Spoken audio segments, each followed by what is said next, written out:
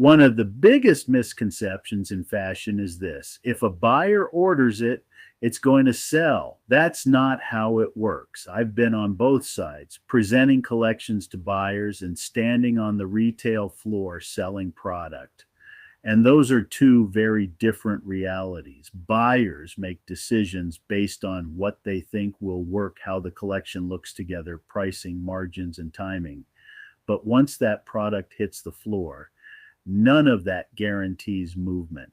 Customers don't shop based on the same logic. They respond to how something feels in the moment, how it fits into their life, and whether it makes sense to them right then, not what looked good in a showroom. I've seen racks full of product that looked right on paper and didn't move at all. In fashion, getting the order is one thing, getting the sell through is something else entirely.